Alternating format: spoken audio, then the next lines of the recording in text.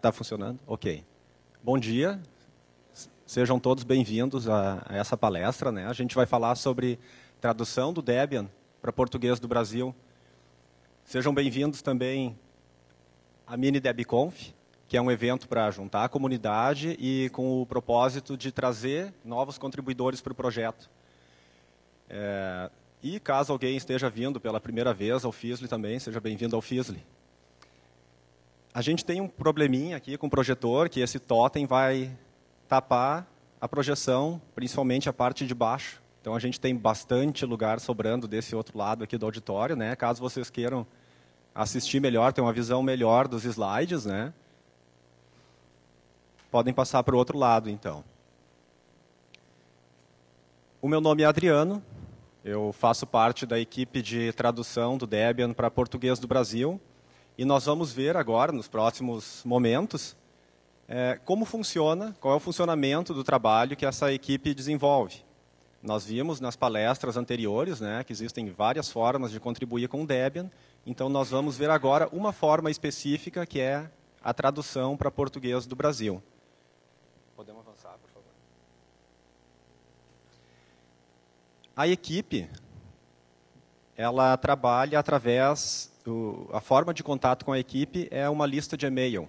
Então, esse ponto é importante. Se vocês pensam, têm a vontade de trabalhar junto na equipe de tradução, entrem em contato através do endereço de e-mail debian-l10n-portuguese@lists.debian.org. Eu vou pedir licença para vocês que eu vou ler as URLs por questão de acessibilidade, para alguma pessoa que talvez esteja só nos ouvindo. Então, eu vou ler as URLs, né? Para conhecer a documentação de como funciona o trabalho da equipe de tradução, acessem wiki.debianbrasil.org/traduzir, com T maiúsculo. E para uma interação mais direta, né? Nós temos ainda um canal IRC, que é o Debian-L10N-BR.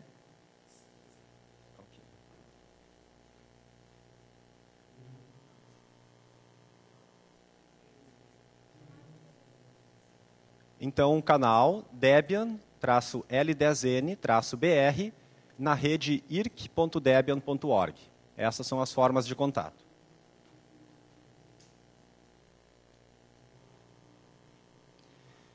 Quando a gente fala em tradução, é importante conhecer esses dois termos aqui, que são o I18N e o L10N. O que significa isso? É uma espécie de abreviatura que representa a primeira e última letra da palavra internationalization e localization. O que é internationalization? É o trabalho do programador. É adaptar o programa para que ele aceite traduções ou outras características dependentes de alguma localidade, de alguma cultura. E a localização é o trabalho do tradutor. É pegar aquele programa que foi internacionalizado e fazer efetivamente uma tradução para um idioma específico. No caso, o trabalho da equipe de tradução para português do Brasil, nós trabalhamos com a localização dos programas, nós traduzimos programas que já foram internacionalizados por algum desenvolvedor.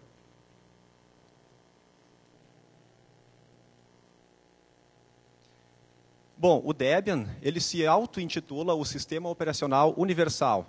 Por que isso? Porque ele tem mais de 43 mil pacotes de software disponível. Ele funciona em 10 arquiteturas de hardware oficiais. E ele é traduzido para diversos idiomas. Alguns números aqui nos dizem que existem mais de 30 equipes de tradução usando a infraestrutura de listas de e-mail do Debian. A página web do Debian está traduzida também para mais de 30 idiomas. O instalador do Debian está traduzido para mais de 60 idiomas, com pelo menos 90% do texto traduzido. Então, qual é a importância da internacionalização e da localização? Mais do que a gente oferecer um sistema universal, que tem milhares de pacotes e roda em nas mais diversas arquiteturas de hardware, nós temos que fornecer também um sistema operacional que seja usável por qualquer pessoa em qualquer parte do mundo no seu próprio idioma nativo. E quanto mais pessoas nós suportarmos, obviamente, né, mais pessoas, né, quanto mais idiomas nós traduzirmos, mais pessoas nós alcançaremos. Desse modo, o Debian precisa fornecer em vários idiomas um sistema de instalação, meios de configurar o software instalado, documentação sobre o sistema, interfaces dos programas, páginas na internet, listas de usuários para suporte, etc., que possam ser usados pelas pessoas que não falam inglês. Portanto, tornar o Debian usável por mais pessoas também tem o objetivo de atrair mais contribuidores para o projeto.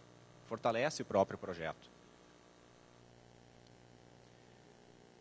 O que é traduzido? O que as equipes de tradução ao redor do mundo fazem? Qual é o trabalho?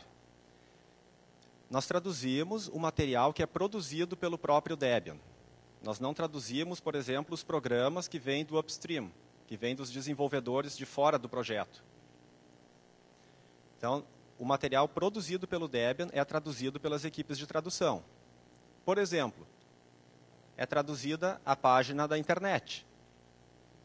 É traduzido o instalador Debian, a descrição de pacotes, a instalação e configuração de pacotes, as mensagens que aparecem quando a gente instala um pacote. Documentação, que são os manuais, os guias de referência. E outros materiais, como notícias, alertas de segurança e por aí vai. Nos próximos slides, nós vamos ver o resultado final dessas traduções, como é que isso é apresentado para o usuário, né? O que o usuário vê. Então, é bem provável que o usuário, quando for conhecer o sistema, ouviu falar sobre o Debian, vai querer conhecer um pouco mais, é provável que ele seja direcionado e encontre a página do Debian na internet, www.debian.org. Então, o que ele enxerga? A página do web, a página do Debian, traduzida para o idioma dele. E ali ele vai encontrar um link para ele baixar o Debian. Então, é bem provável que o passo seguinte seja fazer o download do instalador e ele vai querer instalar o Debian no computador dele. Então, ele vai ser apresentado no instalador traduzido para a sua linguagem, para o seu idioma.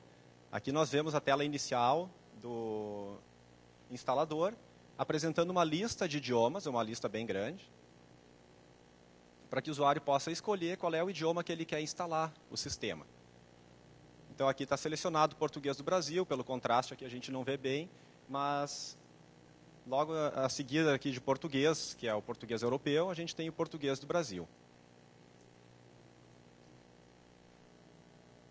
E aqui a mesma informação, mas agora vista numa captura de tela do instalador em modo gráfico.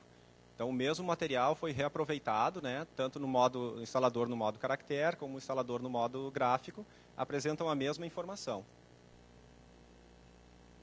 Depois de instalado o sistema, é bem provável que o usuário vai querer configurar o sistema e personalizar.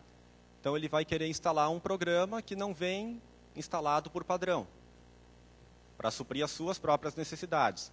Como ele vai encontrar o programa dentro de uma lista de 43 mil pacotes?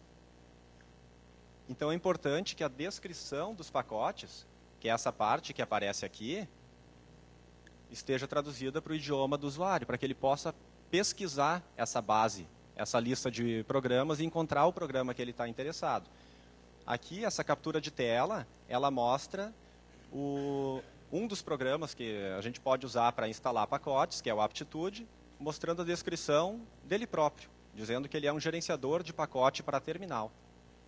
E essa mesma informação que foi traduzida e está apresentada aqui no modo texto, ela aparece aqui também, agora em modo gráfico,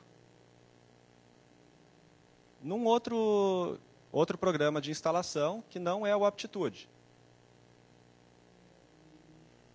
E uma terceira forma de eu aproveitar essa informação traduzida é na página de pacotes do Debian.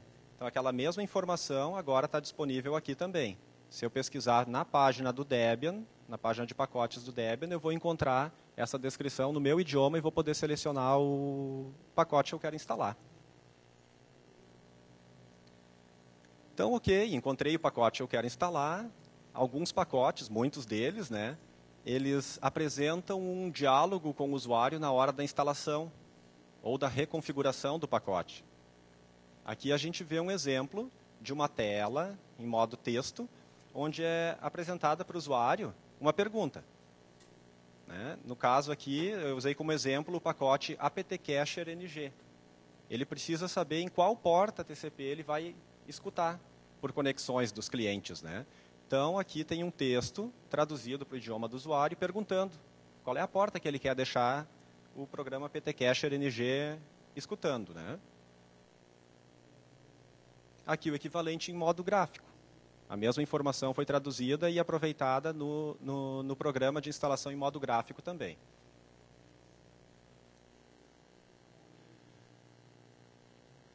O próximo passo é bem provável que o usuário vai se aprofundar no sistema, ele vai começar a utilizar, vão surgir as dúvidas, né?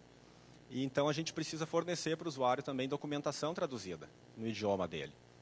Então aqui a gente vê um exemplo dessa documentação, é um manual. Isso aqui são as notas de lançamento da versão. Né? A cada nova versão do Debian sai um documento que são as notas de lançamento. Então aqui a gente tem as notas de lançamento do Debian 8, que foi recém-lançado. Entre outras coisas, o que esse documento explica é como fazer o processo de atualização da versão 7 para o 8 do Debian. Então é um documento bem extenso, focado nesse processo. Todo ele está traduzido também para português do Brasil. Assim como as notas de lançamento, existem uma série de outros documentos também traduzidos. E de outros a traduzir. No slide anterior, né, a gente viu aqui o documento no formato HTML, consultado então através da página do Debian. E aqui o mesmo documento já no formato PDF. Né.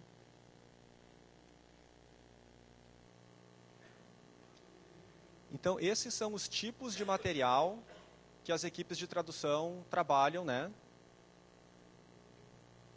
Uma gama bem grande de materiais a serem traduzidos.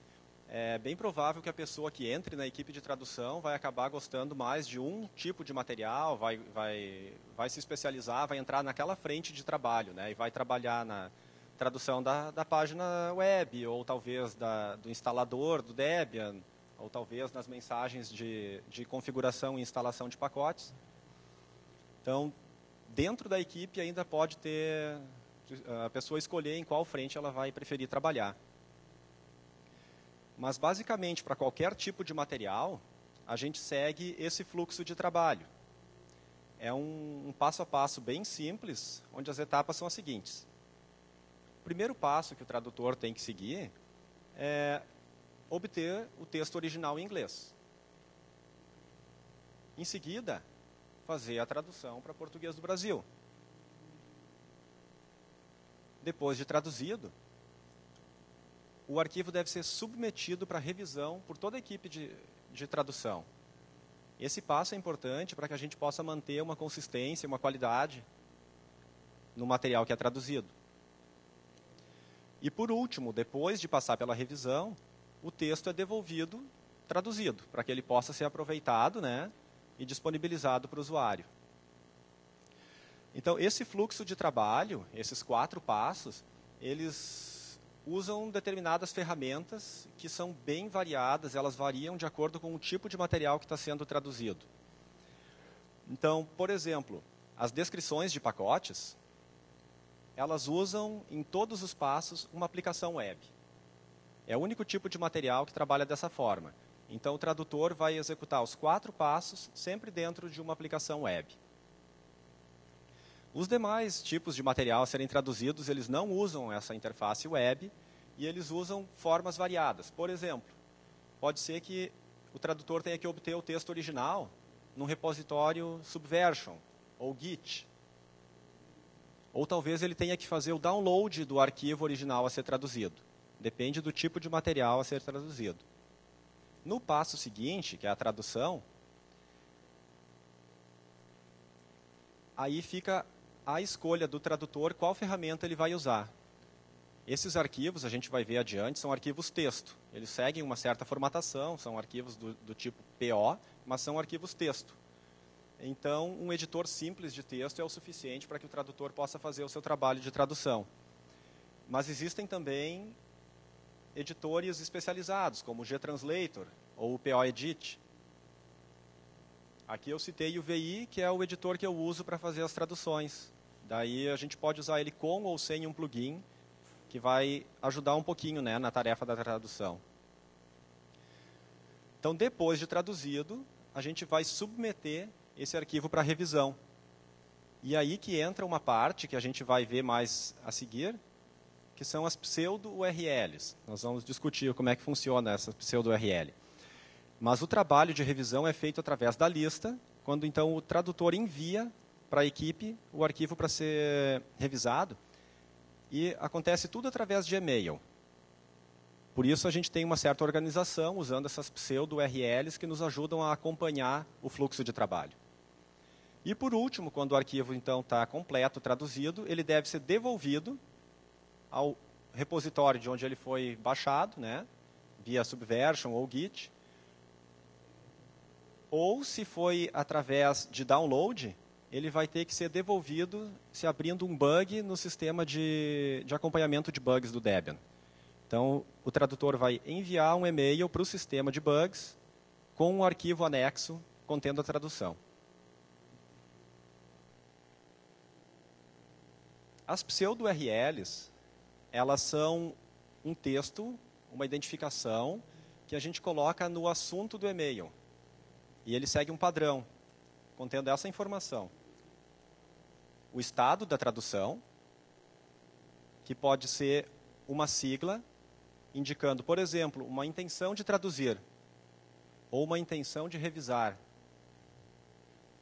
ou uma requisição por revisão. E existem outros estados. Depois eu tenho que especificar qual é o tipo de material que eu estou trabalhando, que pode ser, esses são nomes internos, né, que a equipe usa, um PO debconf, um WML. O WML significa a tradução, por exemplo, do sítio, da página web. Um PO debconf significa a tradução das mensagens que são apresentadas na instalação de um pacote. E por aí vai. Depois eu tenho que identificar qual é o pacote que está sendo traduzido e qual arquivo dentro daquele pacote está sendo traduzido. Então, por exemplo, essa é uma pseudo-URL que a gente escreve na linha de assunto do e-mail, indicando que está sendo solicitado uma revisão do trabalho traduzido. O tipo de material é um PO debconf, ou seja, são mensagens que são apresentadas para o usuário na instalação do pacote. Sobre o pacote apt-cacher-ng, para o arquivo ptbr.po, que é a sigla, né, de português do Brasil.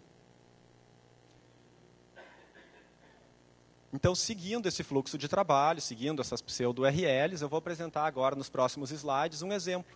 Não vou fazer ao vivo, porque isso gosta de dar problema quando a gente vai demonstrar. Então, eu tirei capturas de tela, né? Então, nós vamos ver um processo de tradução real de um pacote.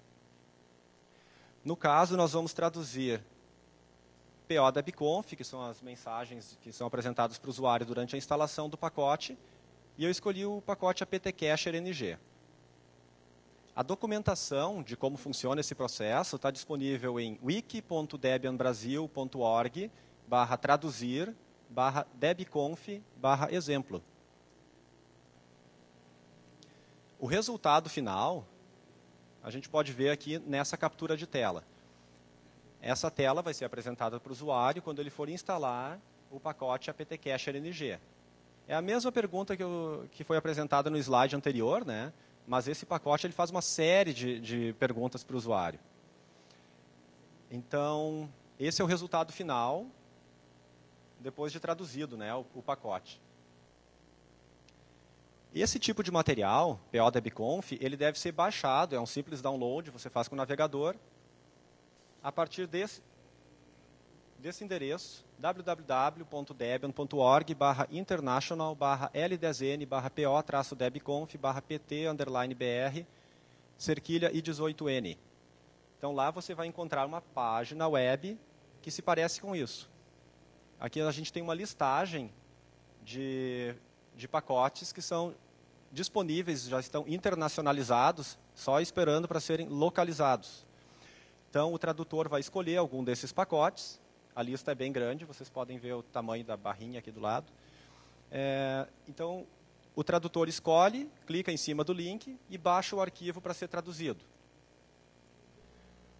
O arquivo que vai ser traduzido, ele se parece com esse aqui. Esse é o arquivo do apt-cache RNG, ainda vazio, só com as strings originais em inglês. Ele é um arquivo texto e inicia com um cabeçalho, onde deve ser substituído, colocado algumas informações sobre o pacote, o ano da tradução, o autor, algumas datas, a linguagem para a qual está sendo traduzido, né? E seguindo o cabeçalho, nós temos então as strings que têm que ser traduzidas, que é o que aparece em verde aqui. Então, por exemplo, aqui em cima nós temos a primeira string, que está em inglês, esperando que seja traduzida. O trabalho do tradutor vai ser inserir aqui nessa string vazia o texto em português. E aí segue, é uma listagem de strings em inglês que devem ser traduzidas. Aqui nesse slide a gente já vê ele traduzido.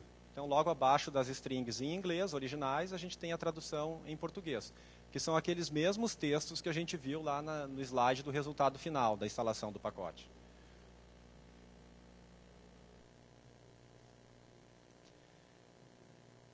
Então, o tradutor terminou ali o trabalho dele no editor de texto, né, ou num editor especializado para tradução, e ele avançou agora para o próximo passo, que é enviar esse arquivo para revisão pela equipe.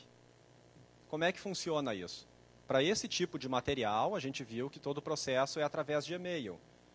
Então, o tradutor vai enviar um e-mail para a lista, para a equipe brasileira de tradução, colocando uma pseudo-URL no assunto do e-mail. Então, nesse caso, o tradutor vai solicitar uma revisão do tipo PO-debconf do pacote apt-cache RNG sobre o arquivo ptbr.po. E, obviamente, anexar o arquivo traduzido para que a equipe tenha acesso ao arquivo. Depois de revisado o arquivo, aí pode haver uma discussão, onde se sugere que seja feita alguma alteração no arquivo, ou uma correção, ou um ok, já, talvez logo na primeira a tradução já esteja boa o suficiente, né? Então, se dá um ok e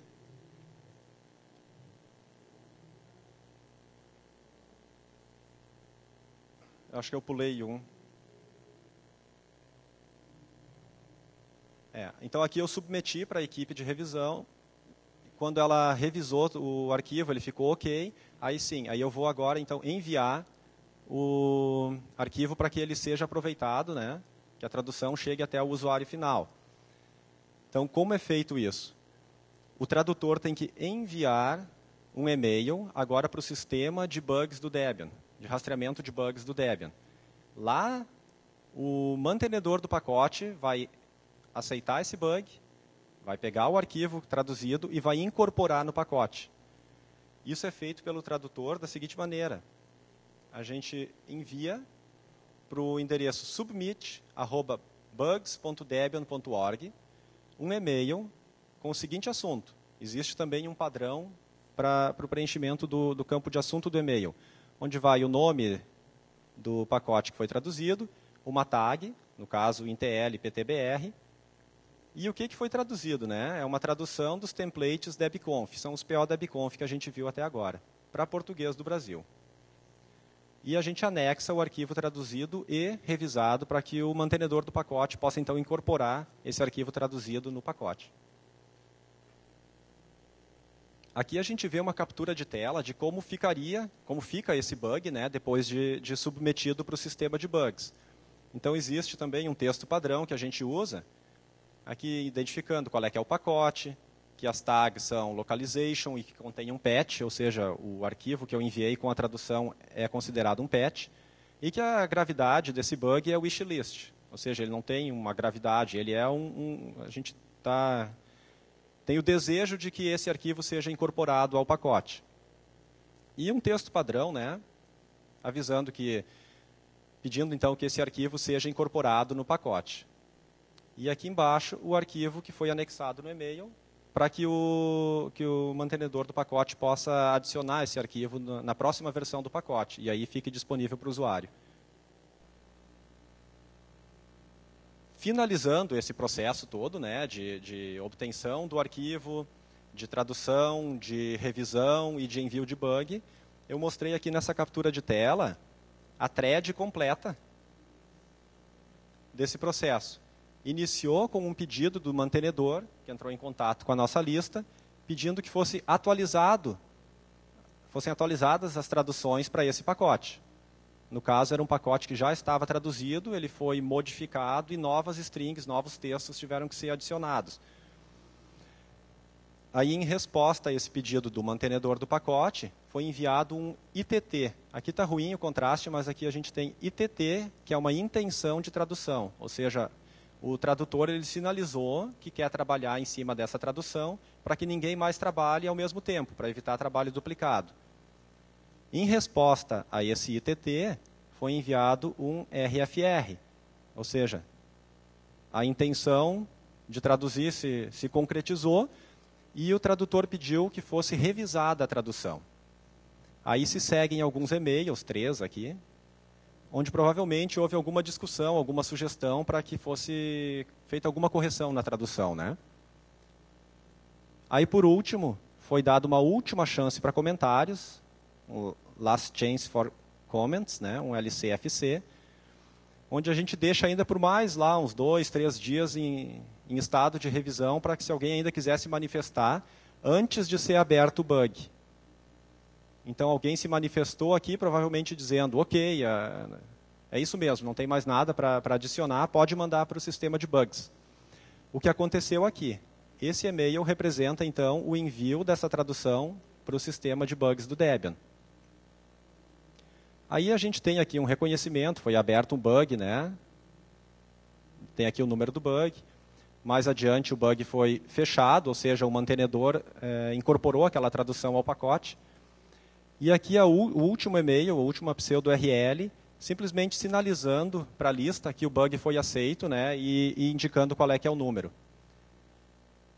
Isso aqui é importante também para, além das pessoas que leem a lista, a equipe de tradução, também existe um robô que automatiza uma busca sobre os e-mails da lista e monta uma página web com o status, com o estado de tradução, a situação de cada pacote. Então, consultando essa lista HTML, essa página web, a gente pode ver quais são os pacotes que estão esperando revisão, quais são os pacotes que já foram enviados para o sistema de bugs. Mas essa captura de tela eu não peguei, não tenho como mostrar aqui. Então, o que a gente acabou de ver? Como é todo o fluxo de trabalho para um tipo de arquivo, um tipo de material traduzido. Ele se repete, vários materiais usam o mesmo fluxo de trabalho, o único que se distingue um pouco são as descrições de pacote, porque elas trabalham dentro de uma interface web. Mas o restante dos materiais, eles todos seguem esse fluxo de trabalho que a gente acabou de ver no exemplo. Então, como essa é uma atividade, a MiniDebConf é uma atividade para atrair novos membros, né, novos colaboradores, eu repeti então aqui a forma de contato. Todo contato deve acontecer através da nossa lista, pelo endereço de e-mail que eu já apresentei antes, né? E a equipe está aberta a receber novos membros, toda a colaboração é bem-vinda, novos membros são bem-vindos, a gente está em busca disso. Esse é o objetivo dessa nossa palestra e da MiniDebConf, né, em geral.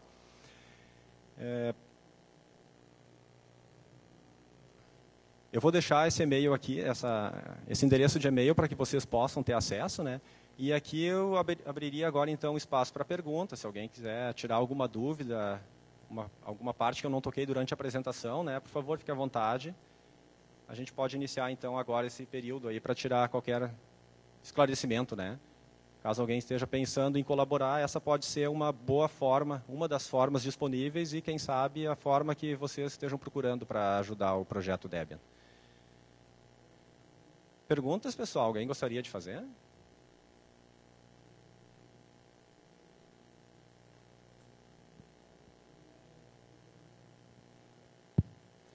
Só para perguntar a respeito do... Quando abre o bug, tem que ser só pelo e-mail ou o report bug também faz esse trabalho? Porque o report bug normalmente tem um template daquele texto, né? Aquela etapa onde a gente envia o arquivo para ele ser incorporado, né, no pacote, através do sistema de reporte de bugs do Debian, ele aceita... Eu mostrei ali o envio de um e-mail, mas qualquer forma, qualquer interface que tu consiga conversar com o sistema de rastreamento de bugs pode ser usado. Pode ser usado o report bug também, sim. Eu só mostrei através do e-mail porque, geralmente, a pessoa, para usar o report bug, ela vai ter que ter configurado o sistema de e-mail dela para conseguir enviar o e-mail. E, como eu mostrei através de um cliente de e-mail, que geralmente o pessoal, quando inicia, tem um sistema de e-mail configurado, mas ainda não tem o report bug, às vezes, configurado, né? Mas pode ser usado, sim. Ou outras formas, que eu desconheço se existe outra forma de entrar em contato de abrir um bug, também pode ser usado. O importante é que tenha aquele conteúdo. Siga aquela descrição, né? As tags, dizendo que é localization, que tem um patch, que é wishlist, e contendo o arquivo anexado, né? Para que possa ser incorporado no pacote. Então, sim, o report bug pode ser usado também. A gente tem mais uma pergunta?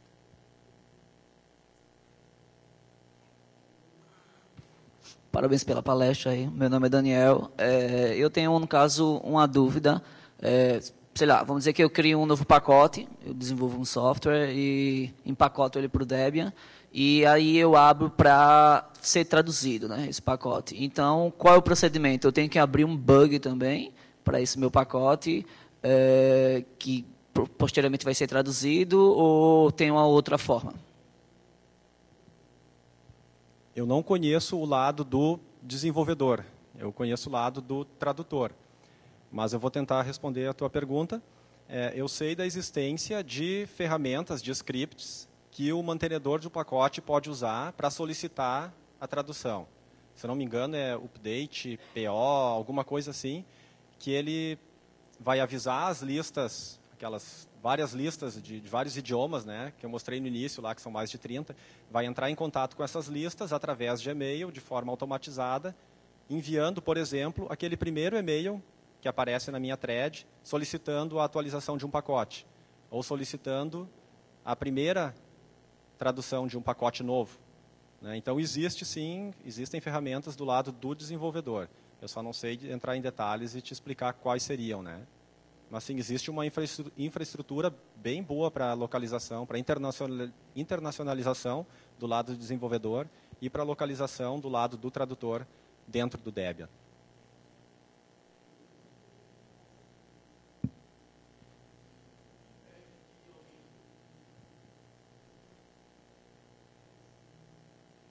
Sim. O que impede de alguém enviar direto uma tradução direto para o bug sem passar pela revisão? Porque a pessoa pode só enviar direto para o mantenedor e não precisar de revisão, correto? Sim. Boa pergunta. Na verdade, não existe nada que impeça isso. Se o tradutor quiser trabalhar fora da equipe, de forma independente, e abrir um bug diretamente sem passar pela equipe, sem passar pelo processo de revisão, ele consegue, ele pode fazer isso. O que a gente perde provavelmente perde qualidade na tradução, porque não vai passar por um processo de revisão pela equipe, né? Ou talvez não qualidade, pode ser que a tradução seja muito boa, mas não vai seguir certos padrões, por exemplo, um vocabulário padrão que já é utilizado, né? Vai perder um pouco de consistência em relação às outras traduções. Então, uma das coisas que a equipe, um resultado de trabalhar na equipe, é que as traduções saem com uma certa consistência entre termos que são usados de forma repetida, né? Mas nada impede que seja aberto um bug diretamente. Só a gente não recomenda de forma nenhuma que seja feito assim, né? Que seja seguido o fluxo de trabalho que foi apresentado.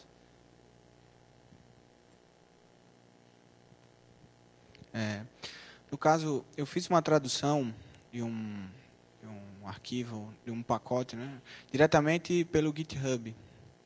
E aí, você falando agora dos critérios, né, no caso, como é que eu faria para que esse meu arquivo que eu traduzi diretamente com o mantenedor, ele fosse revisado pela equipe?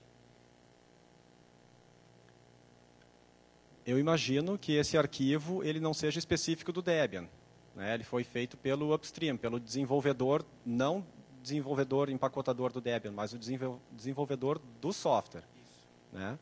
Aí, a princípio, isso deveria ser resolvido no projeto, no upstream, não dentro do Debian. O Debian ele se ocupa de traduzir os materiais que são produzidos dentro do Debian, né? Que são as mensagens de instalação, ou o instalador do Debian, ou a página do Debian, né? Então, a princípio, esse material ele é resolvido fora do Debian. Mas é uma lista aberta, né? A inscrição é aberta, a pessoa pode entrar em contato e trocar alguma ideia. E, quem sabe, a equipe faz um serviço extra, né? Mas não é o comum, né? Geralmente, isso é resolvido fora da equipe de tradução do Debian, até porque não é uma coisa específica. Esse software desenvolvido fora, ele pode existir e ser empacotado em várias distribuições, né? Então, é melhor que ele seja resolvido fora, no upstream, e aí desça para as distribuições já traduzido, já corrigido, né?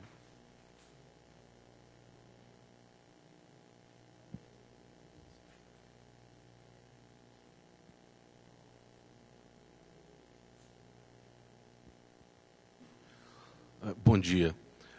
A minha pergunta é uma consequência direta da sua resposta da penúltima pergunta a respeito das palavras e dos termos padrão.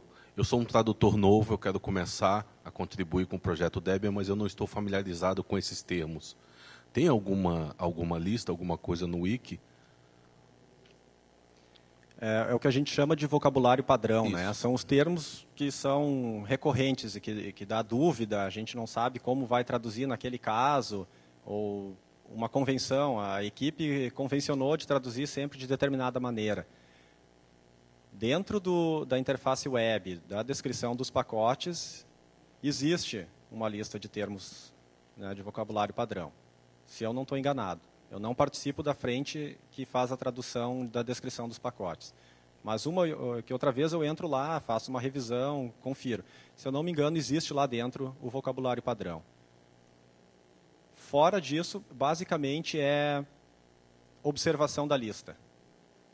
O trabalho inicial de alguém que quer colaborar com a lista vai ser, por algum período, entrar na lista, assinar e ver o que está acontecendo. Então, ele vai aprender observando. Essas regras que eu apresentei aqui, esse modo de trabalho, ele é resultado da observação que eu fiz em 2008, quando eu entrei na equipe e comecei a observar. Um novo contribuidor, talvez ele se sinta um pouco abandonado, vamos dizer, no início, porque ele entra lá na equipe e ele não consegue ainda colaborar logo de início. Mas isso é normal, passa por esse processo. A gente primeiro fica praticamente escutando, vendo o que está acontecendo por um período, aí começa a revisar algumas traduções, enviar alguma tradução pequena, e aí receber revisões, né? Então, a gente vai pegando o jeito na prática. Falta ainda, acredito eu, um vocabulário padrão que não esteja só na mente dos tradutores, que fique documentado, né? Seria super útil. Pessoal, mais alguém gostaria de fazer alguma pergunta?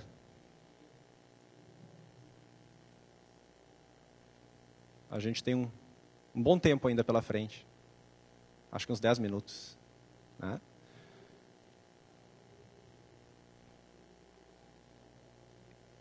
Ninguém? Então, eu vou dar um recado.